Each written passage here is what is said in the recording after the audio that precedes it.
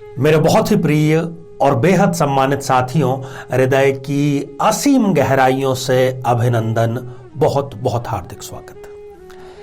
साथियों, जैसे कि आधारभूत जरूरतें तीन हैं, रोटी, कपड़ा और मकान, उसी प्रकार से आज हालांकि उसको एग्जैक्टली हम लग्जूरियस जरूरतें तो नहीं कह सकेंगे क्योंकि गाड़ी हर किसी की जरूरत है, परंतु गाड़ी, बंगला और बैंक बैलेंस ये उससे कई स्तर ऊपर की आवश्यकता है। कई मामलों में हम इसको इच्छा भी कह सकते हैं यदि सारी चीजें हम ब्रांडेड या बहुत बड़ी मात्रा में चाहें तो इस श्रृंखला में हम यही चर्चा कर रहे हैं कि आखिर कब ऐसा समय आता है कि ये तीनों ही चीजें व्यक्ति सहज ही जुटा लेता है। और आज इस एपिसोड में हम चर्चा करेंगे धनु लग्न की जन्म पत्रिका के बारे में। साथियों, यदि आप अपने लग्न से संबंधित एपिसोड नहीं देख पाए हैं, देखने से आप वंचित रह गए हैं, तो यहां आई बटन में हम प्रयास करेंगे कि इस श्रृंखला की प्लेलिस्ट का हम आपको लिंक प्रोवाइड कराएं ताकि जाकर के आप उसको देख सकें। साथियों, धनु लग्न पर विस्तार से हम चर्चा करें इससे पहले एक बेहद जरूरी सूचना कि हम हमारे प्रत्येक एपिसोड के अंत में किसी न किसी जातक के प्रश्न का उत्तर देते हैं और ये प्रश्न हमें प्राप्त होते हैं आप लोगों के ही द्वारा YouTube कमेंट के माध्यम से।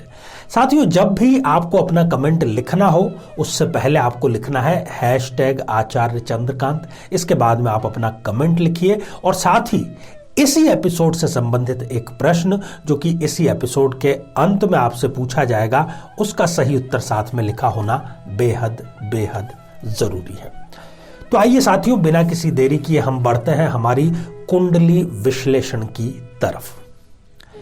ये जो आप स्क्रीन पर एक जन्म पत्रिका देख पा रहे हैं, धनु लग्न की ये जन्म पत्रिका है। 9 नंबर का अंक आपको लग्न में लिखा हुआ दिखाई दे रहा है, इसलिए हम इसको ज्योतिष की भाषा में, चूंकि 9 नंबर धनु राशि होती है, इसलिए ये कुंडली हो गई एक धनु लग्न की कुंडली। साथियों, धनु लग्न में लग्नेश स्वयं बृहस्पति, देवों के गुरु बृहस्पति होते हैं, बहुत ही और सर्वाधिक शुभ ग्रह होते हैं। मैं यहां पर आज 5 युतियों के बारे में चर्चा करूंगा। वो सारी युतियां, सारी स्थितियां फलीभूत तभी होंगी जब इन ग्रहों में, इन युतियों में शामिल ग्रहों में डिग्री वाइज बलाबल हो। अब ये डिग्री वाइज बलाबल क्या होता है? आपकी कुंडली में ही हर ग्रह की डिग्री लिखी होती है। यदि कोई भी ग्रह 0 डिग्री का हो जाए, 28 या 29 जैसी अंतिम डिग्रियों का हो जाए, तब फिर वो फलीभूत रिजल्ट नहीं देता, वो शक्तिहीन हो जाता है। तो सबसे पहली और सबसे महत्वपूर्ण युति है 3 ग्रहों की ये शुभत्व देने वाली युति। यदि इस जन्म पत्रिका के केंद्र में या त्रिकोण में कहीं पर भी बुध, शुक्र और गुरु तीनों ही शुभ ग्रह हैं, यदि युति करके एक साथ विराजमान हो जाते हैं, तो इस जातक को बुध की दशा अंतरदशा में, शुक्र की दशा अंतरदशा में और गुरु की दशा अंतरदशा में जबरदस्त भाग्योदय होता है और गाड़ी, बंगला, बैंक बैलेंस तो ये बहुत ही छोटे समय में, बहुत ही कम समय में जुटा लेता है। 1 या 2 नहीं, 2 से भी अधिक स्थायी आय के स्रोत इनको इन ग्रहों की युतियों के समय प्राप्त करने का अवसर मिलता है। ये जिला स्तर पर अपनी ख्याति अवश्य स्थापित करते हैं किसी संगठन के माध्यम से और किसी भी प्रकार के अपने परोपकार के माध्यम से। यदि ये चुनावी राजनीति में आ जाएं और इनमें से किसी एक की दशा अंतरदशा चल रही है तो इनको हराना लगभग नामुमकिन हो जाता है। ये सारे के सारे कार्य कोशिश करते हैं कि आज ही कर डालें, कल पर ये बिलीव नहीं करते। जो कार्य ये आज कर सकते हैं उसको ये कल पर कभी भी नहीं टालते और शायद यही सबसे बड़ी वजह है, बल्कि कहना चाहिए कि यही सबसे बड़ी वजह है कि ये एक सफलतम व्यक्ति साबित होते हैं। साथियों, दूसरी युति है मंगल और गुरु की युति। यदि केंद्र में या त्रिकोण में अवस्थित कहीं पर यह युति हो जाए, तब फिर मंगल की दशा अंतरदशा में और गुरु की दशा अंतरदशा में चल संपत्ति की भरमार होती है। इनका ज्यादातर समय अपनी संपत्ति को कैसे मैनेज करें इसी में लग जाता है, तो फिर गाड़ी, बंगला और बैंक बैलेंस बहुत ही मामूली बात हो जाती है इनके लिए। नेतृत्व क्षमता इनमें कूट कूट कर भरी होती है और अपने कुटुंब का, अपने भाइयों का इनको सहयोग प्रचुर मात्रा में समय समय पर मिलता ही रहता है। और ये डिसीजन बहुत जल्दी लेते हैं। डिसीजन जल्दी ले लेते हैं तो देरी नहीं होती, और डिसीजन इनके सही साबित हो जाते हैं इस ग्रह युति की वजह से, तो फिर ये अपने कार्य में शिखर पर अवश्य पहुंचते हैं। साथियों, तीसरी युति है सूर्य और गुरु की युति, लग्नेश और भाग्येश। ये युति यदि केंद्र या लग्न के किसी भी भाव में या त्रिकोण में अवस्थित हो जाए तब फिर तो कहना ही क्या। सूर्य की दशा अंतरदशा, गुरु की दशा अंतरदशा इनके लिए प्रबल राजयोग लेकर के आती है। इनको अपने जीवन साथी के भाग्य का बड़ा लाभ मिलता है यदि ये कुंडली मिलान करके विवाह करते हैं तो। जमीनों में, रियल एस्टेट में इनको अकूत संपदा अर्जित करने का अवसर इन दोनों की ग्रहों की युतियों, अंतर युतियों के कारण दशाओं में, अंतरदशाओं में मिलेगा। साथियों, ये भी कम से कम 2 स्थायी ऐसे रास्ते जहां से इनको नियमित आय होती रहे वो व्यवस्थित रूप से स्थापित अवश्य ही करते हैं। चुनौतियों का सामना हंसते हंसते कैसे किया जाए, कोई इनसे जरूर सीखे।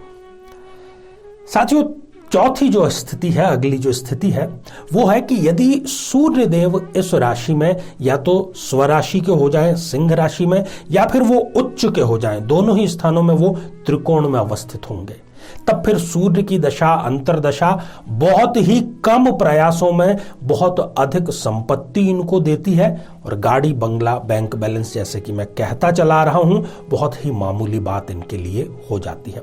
ये किसी पर भी आसानी से विश्वास नहीं करते जब तक उसको पूरी तरीके से परख न लें, और यही कारण है कि इनको कभी भी कोई धोखा देने की हिम्मत नहीं करता है। चुनावी राजनीति में या सिविल सर्विस में इनको सूर्य प्रबल योग कारक तो है ही, मजबूती के साथ में स्थापित भी करता है। राजयोग आ जाता है, जाता नहीं, हमेशा इनके साथ में बना ही रहता है। बगावती ये तेवर बहुत जल्दी अख्तियार करते हैं। इनको पता लग जाए कि यहां पर फला फला व्यक्ति इनके विरुद्ध है तो फिर ये उसको जड़ से समाप्त करके ही राहत की सांस लेते हैं। साथियों, आज की 5वीं और जो अंतिम है स्थिति वो है शनि की स्थिति। यदि शनि कुंभ राशि में, मकर राशि में स्वग्रही का हो जाए या फिर तुला में वो उच्च का हो जाए तो शनि की दशा अंतरदशा इनको बहुत संपदा प्रदान करती है। गाड़ी, बंगला, बैंक बैलेंस सहज ही ये जुटा सकते हैं। परोपकारी ये बहुत होते हैं, जहां इनको मौका मिलता है परोपकार का वहां ये अवश्य बढ़ चढ़कर हिस्सा लेते हैं। और शनि की दशा अंतरदशा में यदि कोई मुकदमा इन पर हो, कोर्ट का कोई लिटिगेशन हो, तो उसमें सुनिश्चित रूप से इनकी विजय अवश्य ही होती है। जीवन पर्यंत धन की कभी भी इनको कमी नहीं होगी। धन की वजह से कोई कार्य इनका नहीं रुकेगा और ये प्रबल कर्मवादी होते हैं। हालांकि छुप छुप कर ये ज्योतिषी की सलाह भी लेते हैं, परंतु ये दर्शाते इस प्रकार से हैं जैसे कि ये घोर कर्मवादी हैं। लोग इनके पास अपने मध्यस्थता करवाने भी आते हैं।